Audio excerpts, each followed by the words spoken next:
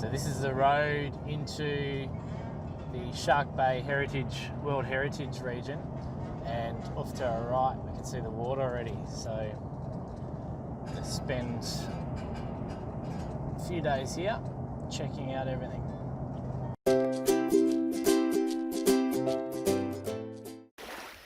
This is Shell Beach. You see this sand? Yeah. Wow, this is full of shells. Pretty cool.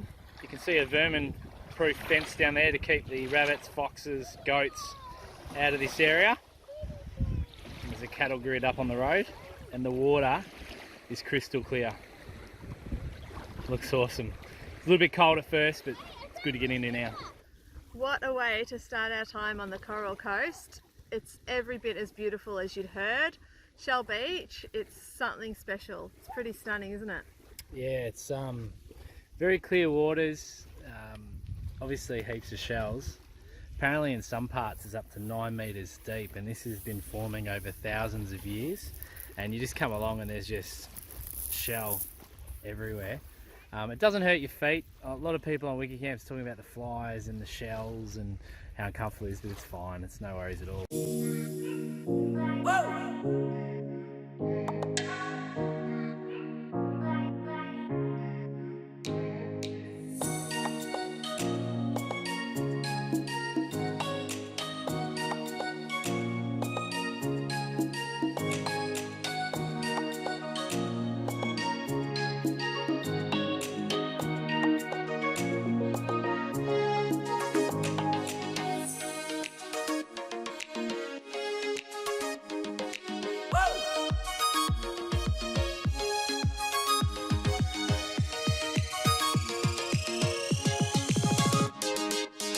So when you come into Shell Beach, there is all these bays, so you can just pull in literally with your caravan hooked up and park and have a day at the beach with all the facilities at hand. So there's plenty of them here. There's a toilet on site too. So if you're coming into Monkey Mire or Denham, this is a good option to pull into, spend the day and then arrive at your destination. That's exactly what we're doing. We're off to Denham now for 2 nights. So we've pulled up here at the Denham waterfront, and there's this awesome pirate playground here. So the kids are going off, and you can see it's just absolute waterfront. And how good is the setup? Harry has claimed a barbecue for us with his thongs. Okay, I think that counts. Up. Still, we haven't trained them to shut their car door yet. That's how excited they were in the playground. So there is barbecues and seating areas all the way along here, and they're clean. So we're going to have some dinner. The boys have made me climb up here. They are very impressed with this playground and with the spiral staircase inside here. Hey guys, here I am. You happy? No, you have to go down the slide. It's so creepy. All You right. have to duck your head. I'll tell you when you can come. You are guaranteed. If you duck your head, you're guaranteed to hit. If you don't, I'm just going to see if Harry makes it first.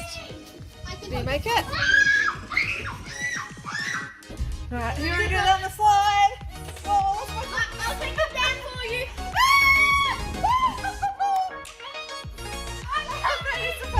Don't, wait. This is why we didn't get my skirt in that one. Tell you what, dead next. That is a big drop. That is a scary playground slide. Whoa, look at this.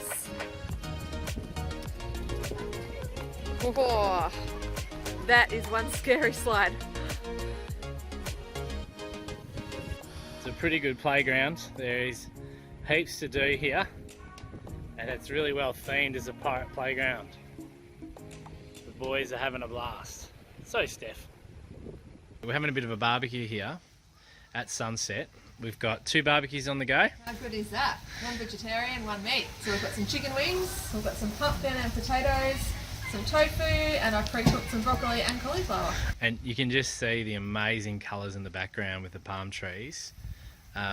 We've only been here, what I don't know, a few hours? 2 hours? I'll tell you what, I am very impressed with Denham. It's got a really good vibe about it. This is the main street, and being WA, Saturday night, party town, everything's closed, but geez, it's got a good feel about it, and The whole place just is really nice, and the kids are out in the playground having an absolute ball. Still, looking forward to big day tomorrow. We've got some adventure ahead of us. This is the view here from the Denham Seaside Caravan Park. It's tiered sites. We're up on this back tier, which gives you a great view as well. Down the front, you can end up right on the water. This is our setup here at Shark Bay, where we've got a real minimum setup because we're only here for a couple of nights. So we've just put our mat down from in the car, a smaller mat, kept the awning in. It's crystal clear skies. It is an absolutely stunning area, and the water is just crystal clear and flat. And it's Mother's Day, it's morning. We're going to go off and do some exploring today in Francois Peron National Park. This is the road into Cape Peron, so the road part. It does become sandy. We haven't changed our tyre pressures yet, we're just working our way in. You can take this road all the way into the station, which we're going to end up later tonight. But for now, we're going to go as far in until it tells us to lower our tyre pressures. There should be a sign or indication. Then we'll drop the tyre pressures and head off into the unknown. Just looking on the map here for Francois Peron National Park. So we started down here. About here is where we dropped our tyre pressures. And now we're heading up this road here, right up towards the top. A bit sunny there. Right up towards the tip where it says Cape, where are we? Cape Peron up the top there.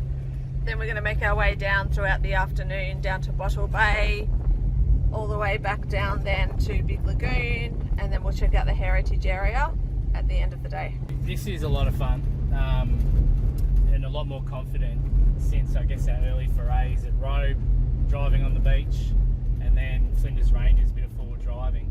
What the trick is with driving on the soft stuff, there's really two main things. One is your tyre pressures. Get your tyre pressures right. Lower them down for the conditions. No one's going to tell you the exact tyre pressure you need to be at. It comes down to your own vehicle, the weight of your vehicle, and then the final thing is momentum. So if you have your tyre pressures right and you have the right momentum, you're able to control your vehicle safely, enjoy the ride, and stay in control and get to where you're going. So I think we're getting more and more confident as the trip goes on, and I can't wait for some of the bigger challenges coming up in the Northern Territory and I guess the top of WA. So we're about halfway up towards Cape Peron, and suddenly the landscape changes a little bit. Just for those playing at home, I prefer Cape Peron. Steph likes to use the fancy French pronunciation. Well, I think it's a French name, so it needs the French pronunciation. Frankie Peron. So I think this is based on a little bit more on limestone is our guess, so it's a bit rockier, a bit harder, a bit easier to drive on, although the sound was a bit of fun too. But it's amazing, just like that, with a click of your fingers, changes from red dirt to white dirt, white dust and limestone. This is Cape Peron, the very top of the Francois Peron National Park. And you can see just this red sand. It's very outbackish. And you've got this really rocky outcrop, obviously lots of reef out here. The waters are amazingly clear. And you can just see so much colour. Reckon there's fish in there, Harry? Yes. What sort of fish are there? Pink snappers, squid, that sort of thing. A short walk here from Cape Peron around to Skipjack Point heads up over the dunes that way. It's not a massive walk, it only takes about an hour one way, but you can also drive around, so we're going to drive around and check it out now. This is Skipjack Point, and we've just pulled up in the car park. There's a lighthouse here, because we're on the, I guess the right-hand top of the peninsula. And there's a nice little boardwalk out. So this is the other end of the trail, so this is where you come in from Cape Peron track.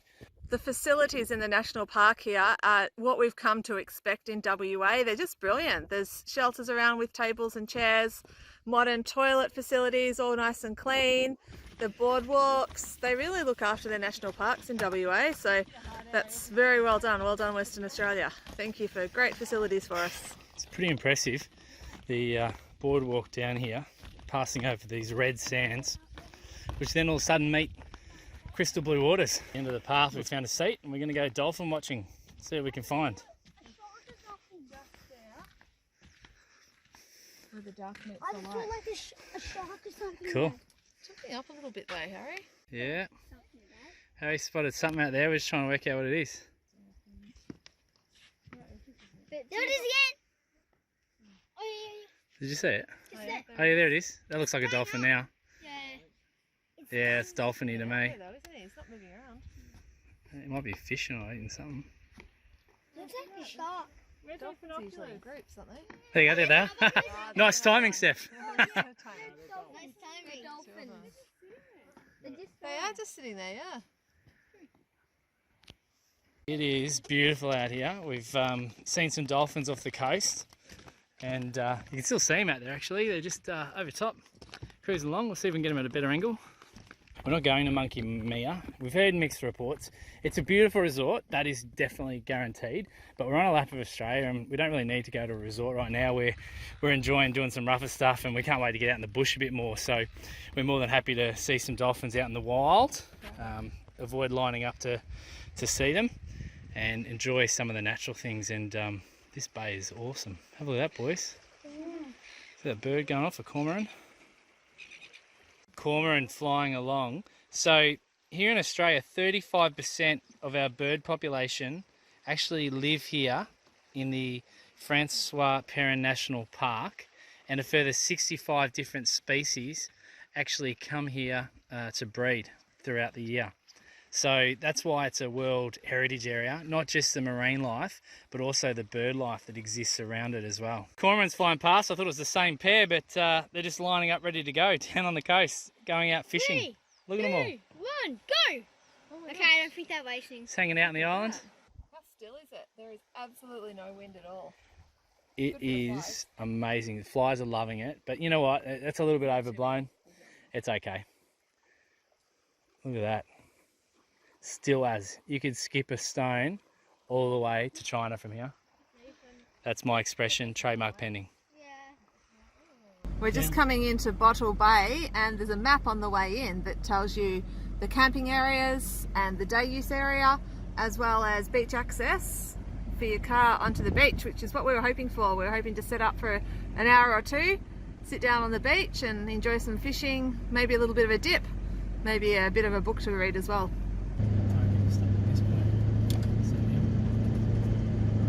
Yeah, just here because there's heaps of room then. Yep. Turn around though.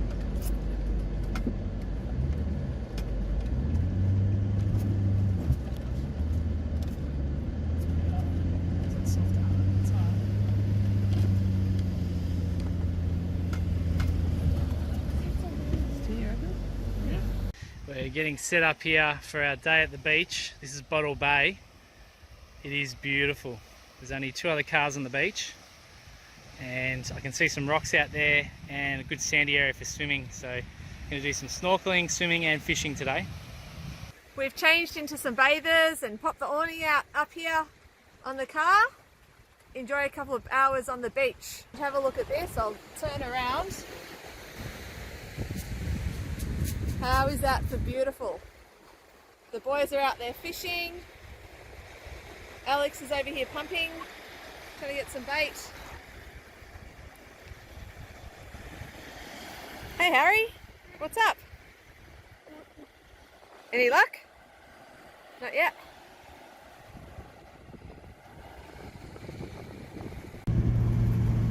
Alright, so we're just leaving Bottle Bay.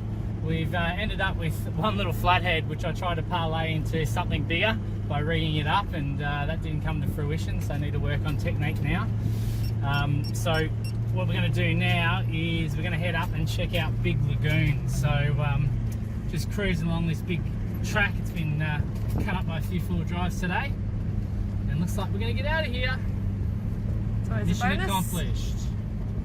Almost.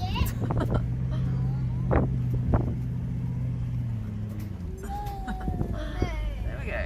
You made it. Good job. Check this out. This is the campground at Big Lagoon. I'm so wishing that we'd stayed here rather than in Denham. Have a look at this. What a spot this would be to sit at and watch the sunset while your husband cooks dinner over here. I got that right, didn't I? Heaps of tables. This campground is absolutely amazing. Definitely somewhere to come back to. It's about 30 k's from where we were previously at Bottle Bay. You can see the sun setting there over the horizon. We're going to have a bit of a fish here. I must say the other place is a lot better than Big Lagoon. Yeah, I'm not super pumped about it, but we catch fish. That's a different story. Jed? Oh, he's a very good one, Jed. Bring it over.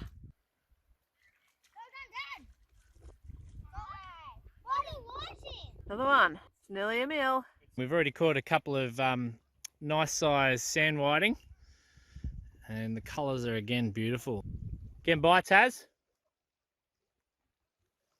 He's working hard, Harry is. He deserves one. We're just leaving Big Lagoon now. Initially, we were pretty disappointed by the look of it. It didn't have the same sort of vibe as the other beach spots we visited, did it? No, it wasn't as nice. It wasn't a beach area really that you could sit on the beach and enjoy the beach. It was more just maybe a boat ramp or somewhere that you could stand and fish. But in saying that, we ended up catching 3 decent whiting. We caught 3 javelin, which were too small, so we sent them back. So it ended up being a pretty good fishing trip, and we watched the sun set over the horizon, which was pretty cool. Beautiful colours. Sunset. Yeah, another beautiful one. And now we're going, it's a little bit cold. Steph said she's got goosebumps. So we're working our way back to the Francois Peron Homestead, yep, where they've got artesian spas. So we're going to go have a bit of a spa to relax, get the bait smell off us. Finish off Mother's Day. Perfect. So this bore has been used for over 80 years. It used to be a bore that fed the stock, the cattle on the station, and now it's just for the hot tub, and it's at a consistent 40 degrees. 40 degrees. Ooh, that'll work. Get warm. Happy Mother's Day, Steph. That is so good. So this is a constant 40 degrees, and the guys just working their way into it. I'm in. You just got to step up and down, Harry. This is an unbelievable way to finish. It just goes Oh, over the water. how good is this? I got full body submerged. So this is just coming up out of the ground. This is just coming up out of the It's just ground. coming out. It's bore water. It's bore water from deep down. Unreal. It used to be dug down 540 metres. I guess it probably still is similar to that. That is, oh, so good. That's like, so good. it is unreal. If you had this in your backyard. Who said that? Me. I don't know where you are. Where are you? I know you can't say That's just steamy. Mummy, in other days is the next place we're going to. Yeah, there are. So can we go on there? There's 2 next to each other, I believe. Can we go on there? Absolutely. We are just wading around in this pool. I don't know if you can see the steam coming off, but wow. We've left Denham this morning. Denham was a bit of a surprise to us. That was a lot of fun. It was a brilliant place to visit. Really, really nice little town. We stayed in one of the caravan parks in town, visited the visitor centre. The ladies in there were really helpful, and they had an additional display and 3D video about the Sydney, which we've been following the story of. I'm just watching now, there's eagles circling out over the horizon here. We're just heading further up the coast now. We've come in from the peninsula, and now we're heading up to Wooramel Station, which is a riverside stay. So we're going to have a few days here at Wooramel campground, and over the back you can see the toilets and showers. Flushing toilets and showers is pretty cool. There's bore water here, and they also have really good camp kitchen facilities. There's a 4-wheel drive track. It's overlooking the riverbed. There's no water in it at the moment, but there's plenty of space to run around and have fun. So the kids are looking forward to doing a bit of an explore.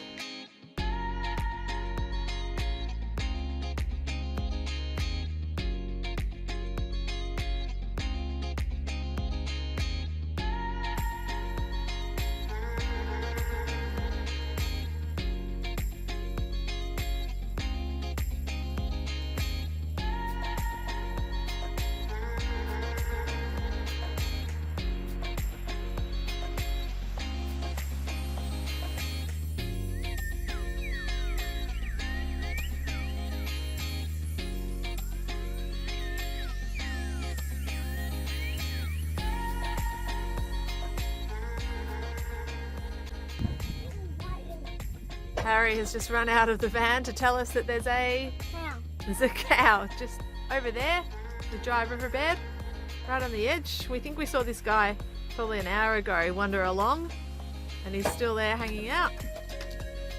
we're at a station stay, as you can see. I presume they got more cattle than this, but the boys are pretty excited.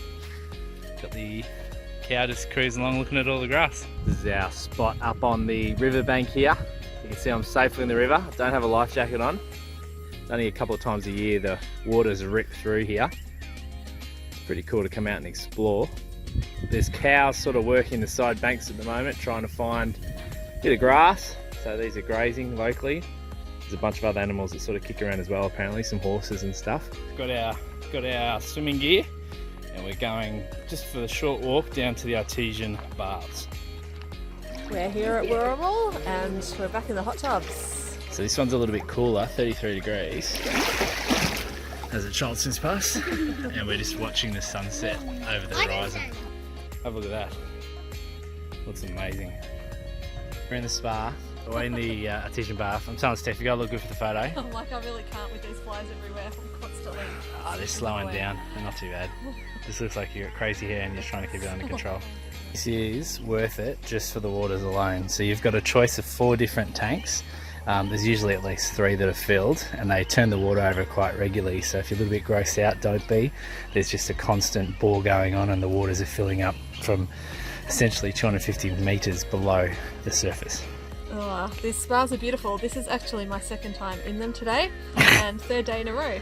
Wow. So my skin's starting to feel beautiful actually. They've got a high magnesium concentrate, these ones in particular. So really good for relaxing, and I actually feel really relaxed. I think probably the nature of doing it as well and the beautiful surrounds that we're in. But I feel very relaxed and the temperature's beautiful. It's a bit cooler than the one that we did previously just outside of Denham, but for staying in it for a longer period it's more tolerable and enjoyable. Just a random baby goat. Seen a lot of these around over the other side of the river. This one's a bit closer to home though. Hands up who's wearing a flying egg in the car. Doesn't make sense. When the flies leave the car, I will take it off. We're heading out to do the Wooramel 4-wheel drive track. We've just got ourselves the map here and we're going to go and check out the station. So there's a wool shed, an old wool shed that's no longer in use that we can go and have a look at. There is also 3 dugong skeletons apparently, so we'll go and inspect some dugong skeletons. Harry, how does that sound? You there, Harry? What are dugong? Ah, that's a good question. Welcome to school, buddy. Alright, this is the start of the track. So we found the entrance, a couple of yellow trees, which take you into a gate with a big yellow sign. I'm going to ask my gate assistant to please open the gate, gate assistant. Back to it. Hey Google, please open the gate.